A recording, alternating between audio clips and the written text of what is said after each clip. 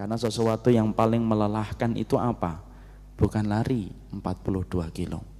Yang paling meletihkan bukan ketika kita kerja membangun sebuah gedung dan bangunan, tapi yang paling letih adalah ketika kita beramal tapi sifat dari amal yang kita lakukan persis sebagaimana gali lubang tutup lubang.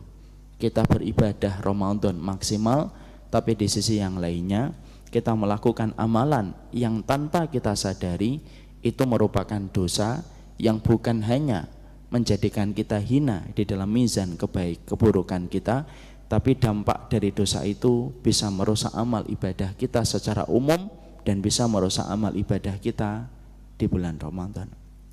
Makanya inilah yang menjadikan kita harus paham.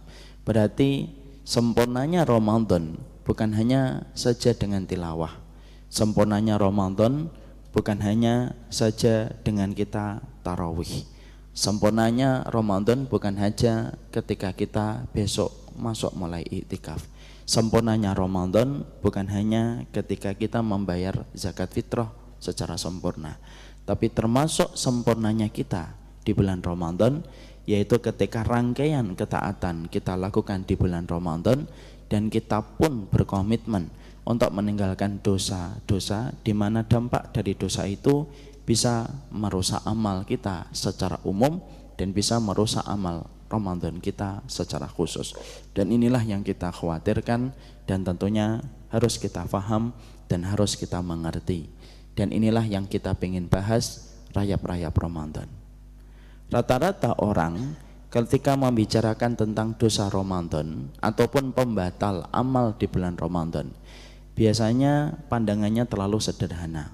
Yang membatalkan Ramadan makan, yang membatalkan Ramadan minum, yang membatalkan Ramadan ngomong kotor, dan yang membatalkan Ramadan dusta dan ngomong bohong. Tetapi hanya itu saja. Padahal kalau kita perhatikan, ternyata banyak referensi dosa-dosa yang secara umum yang apabila kita lakukan itu di bulan Ramadan maka berakibat besar.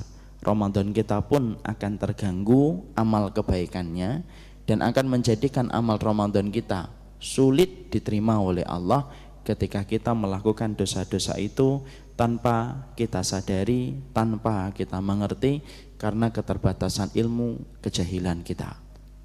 Makanya kita ingin membahas apa itu dosa-dosa Ustadz yang termasuk pada rayap yang ternyata bisa menghapuskan amal kita ataupun sebagian dari amal kita, dan kemudian kita khawatir kalau Ramadan kita menjadi hangus, tidak tersisa, dan kita akan merasakan kerugian yang luar biasa. Orang bisnis, gagal dalam bisnis itu sampai 15 tahun itu kadang-kadang masih terkenang. Bagaimana kemudian dia terkenang itu, bagaimana dia pernah gagal bisnis walaupun gagal bisnisnya sudah lewat 15 tahun. Kalau gagal bisnis saja sampai 15 tahun pengalamannya, rasanya masih terasa menyakitkan ketika dia mengingat kembali, apalagi orang yang gagal di Ramadan. Karena saya khawatir, saya, ibu, nanti ketika dalam mizan kebaikan, ketika ditimbang oleh Allah, kita kaget, loh saya ngikutin Ramadan itu 30 kali kok tidak masuk pada mizan kebaikan. Kemudian bisa jadi dalam hisab itu kita dijawab oleh Allah, Ramadan merusak karena ini, Ramadan merusak karena ini, Ramadan merusak karena ini, dan akhirnya menyebabkan penyesalan besar dalam kehidupan negeri akhirat.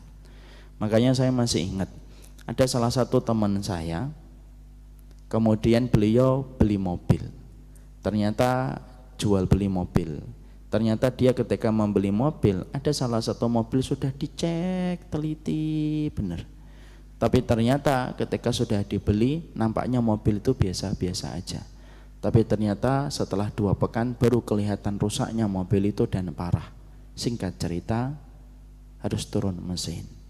Dan akhirnya beliau rugi sampai 20-30 juta. Belum mendapatkan untung, tapi sudah buntung. Itu pun beliau selalu sedih kalau mengingat itu. Kalau kita membeli mobil rugi, kita merasa sedih dan itu begitu lama kita rasakan, maka yang kita khawatirkan, Ramadan itu di satu sisi potensinya besar untuk memasukkan kita ke surga, tapi potensinya besar pula yang membuat kita menyesal kalau Ramadan kita rusak dengan sesuatu yang tidak kita sadari dari dosa dan kemaksiatan serta perkara-perkara yang kita lakukan dan kita kerjakan. Itulah yang menjadikan kita mengerti, harus memahami bagaimana kehidupan kita di dalam Ramadan. Sempurnanya Ramadan bukan hanya dengan melakukan ketaatan, tapi sempurnanya Ramadan adalah dengan kita memperhatikan dosa-dosa dan kemaksiatan yang bisa merusak amal Ramadan kita. Dan dosa Ramadan bukan hanya makan dan minum. Dosa Ramadan bukan hanya ngomong yang kotor dan bukan hanya bohong, tapi ada dosa-dosa yang lain yang bisa merusak amalan umum dan bisa merusak amalan Ramadan kita. Mari kita bahas dosa-dosa yang ternyata punya potensi untuk menjadi perusak dan rayap pada Ramadan kita. Yang pertama, syirik. Syirik itu termasuk salah satu dosa yang sifat dari kemaksiatan itu merusak seluruh amal kebaikan kita dan ketaatan kita tanpa tersisa. Itu syirik. Allah menyampaikan di dalam surat Az-Zumar 65, la in asyrakta la yahbatanna amaluka wa la takunanna minal khasirin. Kalau kamu berbuat syirik, maka sesungguhnya ketika kamu berbuat syirik maka akan terhapus seluruh amalmu dan kamu pasti akan menjadi orang yang merugi. Dan di sini kita harus paham dulu, syirik itu apa? Karena banyak orang yang mereka itu kosong perutnya, kering kerongkongannya ketika dia pada waktu di bulan Ramadan puasa, tapi ternyata dia tidak sadar melakukan kesyirikan dan masih membawa keyakinan syirik. Dan itu berakibat bahwasanya Allah tidak ada hajat dan Allah tidak akan pernah terima amalan siapapun ketika mereka membawa kesyirikan. Lah syirik itu apa? Kalau ada di antara ibu yang masih menjawab syirik itu nyembah pada batu, pastikan jawaban itu salah. Syirik itu bukan nyembah batu. Nyembah batu itu bukan syirik, nyembah pohon itu bukan syirik. Tetapi nyembah batu dan nyembah pohon itu contoh kesyirikan. Tetapi dia bukan definisi syirik. Adapun definisi syirik kemudian disampaikan oleh Nabi ketika Rasulullah bersabda, asyirku antaj'ala lillahi niddan wa huwa khalaqaka. Yang dinamakan syirik itu adalah engkau mendatangkan tandingan bagi Allah, padahal Allah itu yang telah menciptakan kamu. Itu syirik.